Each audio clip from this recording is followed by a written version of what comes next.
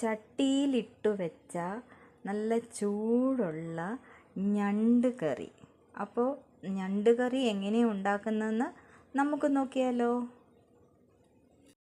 അപ്പോൾ ഇന്നത്തെ നമ്മുടെ ഞണ്ട് സ്പെഷ്യൽ കറിയാണ് ചെയ്യാൻ പോണത്. അതിന് ആവശ്യമായ സാധനങ്ങൾ ആദ്യം വേണ്ടത് ഞണ്ടാണ്. ഞണ്ട് ഞാൻ 1/2 കിലോ വാങ്ങിച്ചിട്ടുണ്ട്. ഇതിന് 1/2 കിലോയ്ക്ക്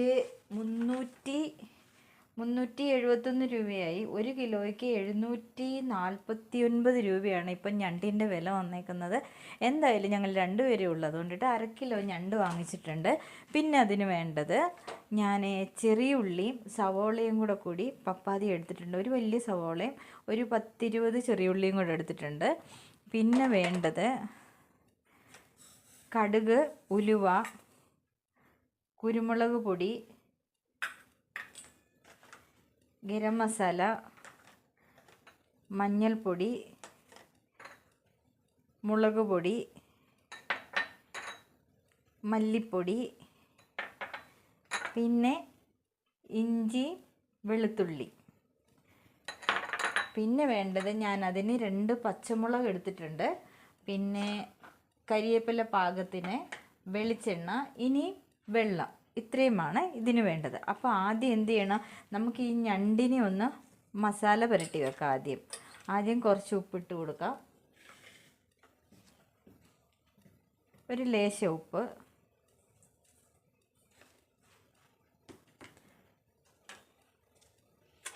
അതിൻ്റെ കൂടെ ഒരു ശകലം മഞ്ഞൾപ്പൊടി,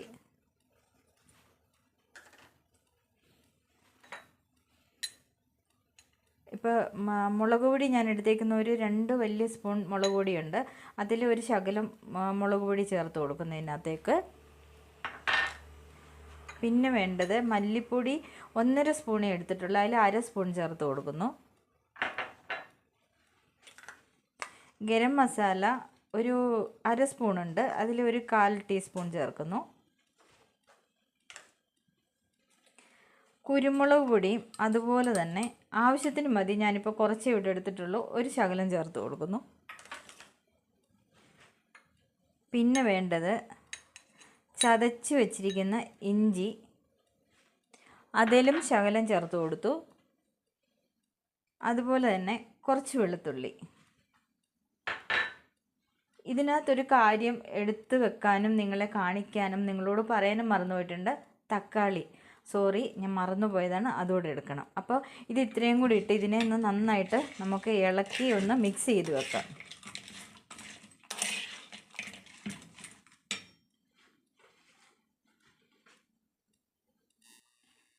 അപ്പോൾ ഇതാ നമ്മുടെ ചട്ടി നന്നായിട്ട് ചൂടായി വന്നിട്ടുണ്ട്. അതിലേക്ക് ഞാൻ കുറച്ച് വെളിച്ചെണ്ണ ഒഴിച്ച് കൊടുക്കുന്നു.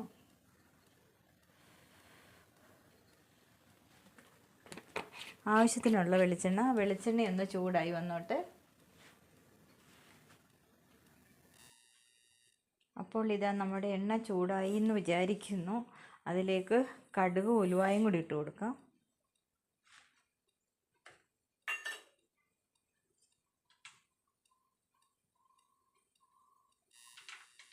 അപ്പോൾ ഇതാ കടുക് പൊട്ടിത്തുടങ്ങി, ഉലുവായും മൂത്ത് തുടങ്ങി.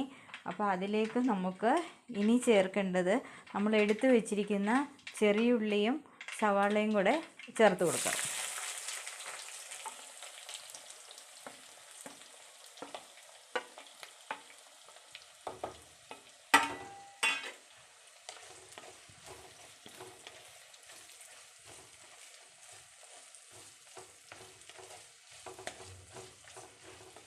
അപ്പോൾ ഈ സവാളയും ചെറിയുള്ളി ഒന്ന് മൂത്ത് വരുന്നതിനായിട്ട് നമ്മൾ ഓൾറെഡി മറ്റേ ഞണ്ടിന് കുറച്ച് ഉപ്പ് ചേർത്ത് ഇട്ടിട്ടുണ്ട്. ഇനി ഒരു സ്വല്പം ഉപ്പ് കൊണ്ട് ചേർത്ത് കൊടുക്കുക. ഉപ്പ് കുറേശ്ശെ ചേർക്കാവൂ.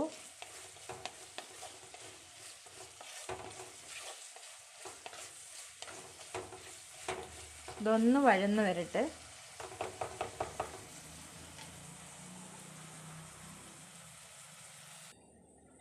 ഇതാ നമ്മുടെ സവാളയും ചെറിയുള്ളിയും കൂടെ ഒന്ന് വഴന്ന് വന്നിട്ടുണ്ട്. ഇനി അതിലേക്ക് നമുക്ക് വെളുത്തുള്ളി,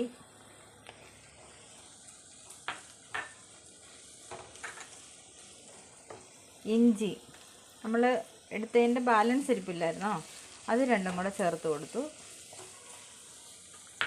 ഇനി വേണ്ടത് ഇതിലേക്ക് പച്ചമുളക് കീറിയിടണം. നമ്മൾ 2 പച്ചമുളക് എടുത്ത് വെച്ചിട്ടുണ്ടായിരുന്നല്ലോ, ആ 2 പച്ചമുളക് കൂടെ കീറിയിടാം.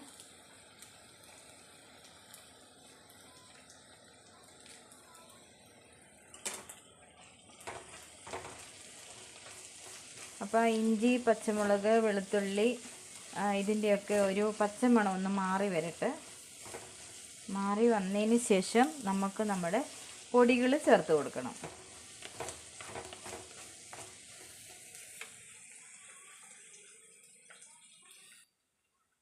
ഇതാ അപ്പോൾ ഇഞ്ചി, പച്ചമുളക്, വെളുത്തുള്ളി എല്ലാത്തിൻ്റെയും പച്ചമണം ഒന്ന് മാറി വഴന്നു വന്നിട്ടുണ്ട്.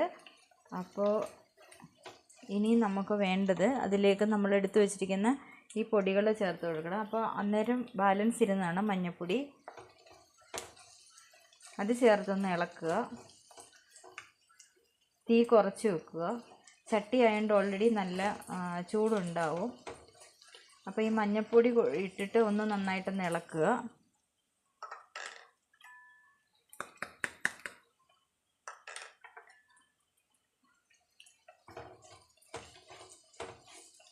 മഞ്ഞൾപ്പൊടി കടയിൽ നിന്ന് മേടിച്ചതല്ല, എൻ്റെ ഒരു ഫ്രണ്ട്, പുള്ളിക്കാരി മഞ്ഞൾ കൃഷിയുണ്ട്, പുഴുങ്ങി ഉണക്കി പൊടിച്ച് കൊണ്ടു തരുന്നതാണ്. നല്ല ഫ്രഷ് മഞ്ഞൾപ്പൊടിയാണ്. അതുപോലെ തന്നെ കടയിൽ നിന്ന് മേടിക്കുന്നതിന് ഭയങ്കര ഒരു ഡിഫറെൻറ്റ് കളറാണ്. ഇതിന് വലിയ കളറൊന്നുമില്ല, നോർമൽ കളറ് മാത്രമേ ഉള്ളൂ. പിന്നെ വേണ്ടത് കാശ്മീരി മുളക് പൊടിയാണ്.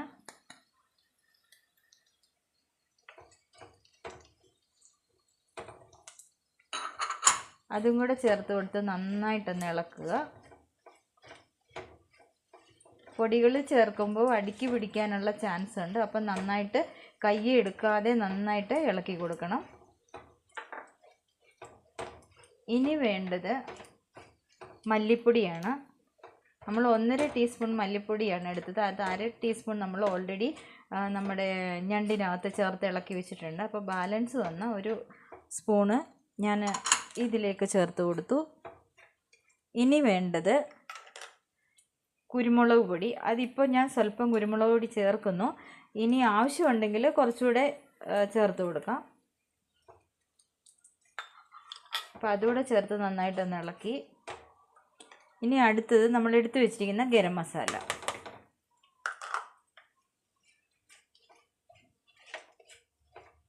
അതും കൂടെ ചേർത്ത് നന്നായിട്ട് ഇളക്കി കൊടുക്കുക. അതിനുശേഷം കുറച്ച് കരിവേപ്പില ചേർക്കുക. ഇത്രയും ചെയ്തിട്ട് നന്നായിട്ടൊന്ന് ഇളക്കി കഴിഞ്ഞ് നമ്മൾ ഒരു 2 തക്കാളി എടുത്ത് വെച്ചിട്ടുണ്ട്. ചെറിയ തക്കാളിയാണ്, അതുകൊണ്ടാണ് 2 തക്കാളി. അതുകൂടെ ചേർത്ത് കൊടുക്കുക. ഇനി ഇതിന് നന്നായിട്ടൊന്ന് ഇളക്കി കൊടുക്കുക. ഈ തക്കാളി, ഉള്ളി എല്ലാം കൂടി ഒന്ന് നന്നായിട്ടൊന്ന് കുഴഞ്ഞു വരണം. അപ്പോൾ വെള്ളം ചേർക്കേണ്ടവർക്കാണെങ്കിൽ ശകലം ഞാൻ തന്നെ ഈ സൈഡിൽ കുറച്ച് വെള്ളം ചൂടാക്കി വെച്ചിട്ടുണ്ട്, തിളപ്പിച്ച് വെച്ചിട്ടുണ്ട്. അപ്പോൾ അതിൽ നിന്ന് ഒരു ശകലം വെള്ളം ഒഴിച്ച് കൊടുത്താൽ അടുക്കി പിടിക്കാതെ നമുക്കിതിനെ വേവിച്ചെടുക്കാൻ പറ്റും. അല്ല എങ്കിൽ അടച്ച് വെച്ച് കഴിഞ്ഞാൽ തക്കാളിയിൽ നിന്ന് ഉള്ളിയിൽ നിന്നൊക്കെ ഇറങ്ങുന്ന വെള്ളം കൊണ്ടിട്ട് വെന്ത് കിട്ടും. പിന്നെ അധികം വെള്ളം ഒഴിക്കരുത്. ഞണ്ട് ഇട്ട് ഒന്ന് പുരട്ടിയതിന് ശേഷമേ പിന്നെ നമ്മൾ വെള്ളം ഒഴിച്ച് ഇളക്കാവൂ.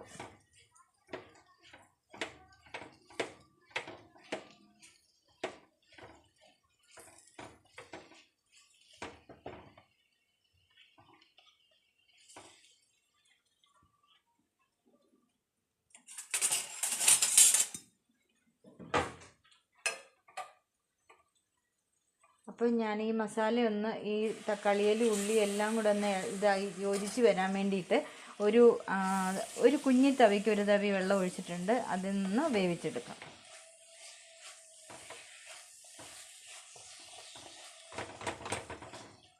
ഒന്ന് വെന്തുടഞ്ഞോട്ടിത്.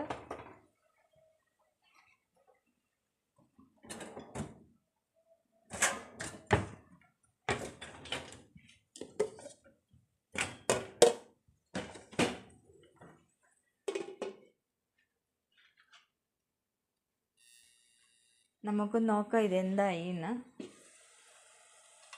സവാളയിൽ നിന്നും ഇത് പിന്നെ തക്കാളിയിൽ നിന്നൊക്കെ വെള്ളം ഇറങ്ങിയിട്ടുണ്ട്, കണ്ടോ? ലേശം വെള്ളം കൂടിയുണ്ട് ഒഴിച്ച വെള്ളത്തിനെക്കാട്ടിലും. ഇപ്പം നന്നായിട്ട് ഈ മസാല എല്ലാം കൂടെ കുഴഞ്ഞ് വന്നിട്ടുണ്ട്.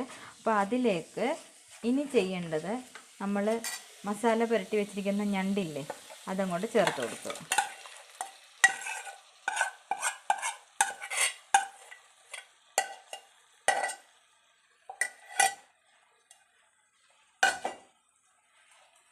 ഇതിനെ ഒന്ന് നന്നായിട്ട് ഇളക്കണം. ഈ ഞണ്ടയിൽ ഈ മസാലയൊക്കെ ഒന്ന് പിടിക്കണം. അതിന്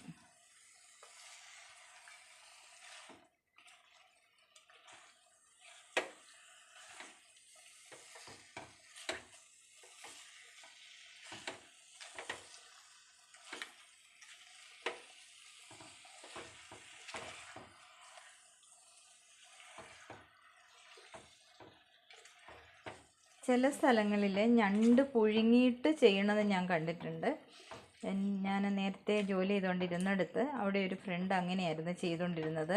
അങ്ങനെയാണ് ഞാനും ആദ്യമൊക്കെ ചെയ്തുകൊണ്ടിരുന്നത്. പിന്നെ ഇങ്ങനെ കുറേ ചാനലിൽ കൂടെ ഒക്കെ ഞാൻ കണ്ട് പിന്നെ ഞാനിപ്പോൾ നോർമലായിട്ട് എല്ലാവരും ചെയ്യുന്ന പോലൊക്കെ തന്നെയാണ്. പണ്ടൊക്കെ നമ്മുടെ നാട്ടിലും അങ്ങനെ ഞണ്ട്, കക്ക ഇതിനെയൊക്കെ കൊണ്ടുവന്നു കഴിഞ്ഞാൽ ആദ്യം ഒന്ന് വെള്ളത്തിൽ കലത്തിലൊക്കെ ഇട്ടൊന്ന് വേവിച്ച് അതിൻ്റെ തോടൊക്കെ പൊളിച്ചല്ലേ എടുക്കണത്. അപ്പോൾ ഏതായാലും നമ്മുടെ ഞണ്ട് മസാലയൊക്കെ പിടിച്ച് നല്ലോണം ഇളക്കി റെഡിയാക്കി വന്നിട്ടുണ്ട്. അപ്പോൾ അതിലേക്ക് നമുക്ക് കുറച്ച് വെള്ളം ഒഴിച്ച് കൊടുക്കാം. ഞാൻ ചൂടുവെള്ളമാണ് ഒഴിക്കുന്നത്, തിളപ്പിച്ച് വെച്ചിരുന്ന വെള്ളമാണ്.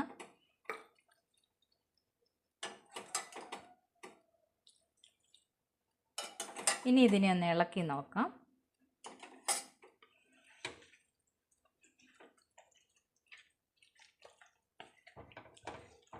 രണ്ട് പേർക്ക് ഇത് അധികമാണ്, ക്വാണ്ടിറ്റി കൂടിയിട്ടുണ്ട് എന്തായാലും.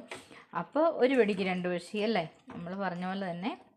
വൈകുന്നേരം ചപ്പാത്തിക്ക് കൂടെ ഉള്ള കറി റെഡി ആയിട്ടുണ്ട്. അപ്പോൾ ഇനിയിപ്പോൾ ചപ്പാത്തി മാത്രം ഉണ്ടാക്കിയാൽ മതി. വയ്യ എങ്കിൽ റെഡിമെയ്ഡ് ചപ്പാത്തി മേടിക്കും, ആകുവാണെങ്കിൽ വീട്ടിലുണ്ടാക്കും. പക്ഷേ ചേട്ടന് പുറത്തുനിന്ന് വാങ്ങണ ചപ്പാത്തി ഇഷ്ടമല്ല, ചേട്ടന് വീട്ടിൽ തന്നെ നമ്മൾ ഉണ്ടാക്കുന്ന ചപ്പാത്തിയാണ് ഇഷ്ടം. അപ്പോൾ ഇച്ചിരി വെള്ളം കൂടെ ഒഴിച്ച് കൊടുക്കാം.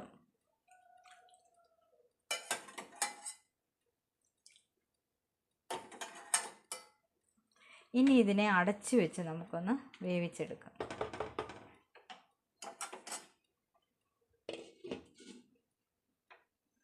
അപ്പോൾ ഇതൊന്ന് വെന്ത് വരട്ടെ. അപ്പോൾ ഇതാ നമ്മുടെ ഞണ്ട് കറി എന്തായിക്കെന്ന് നോക്കാം.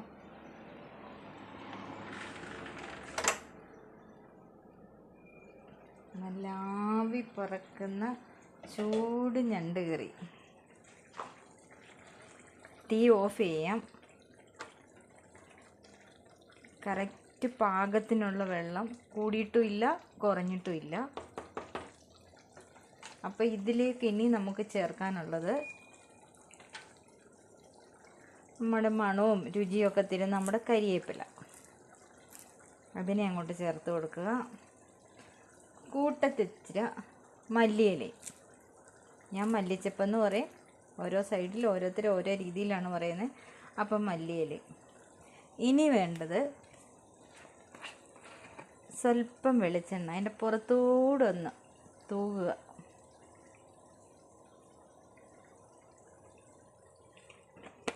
അപ്പോൾ നല്ല മണവും രുചിയും എല്ലാം കിട്ടും, ആ വെളിച്ചെണ്ണയുടെയും കരിവേപ്പിലയുടെയും മല്ലിയിലയുടെയും എല്ലാം.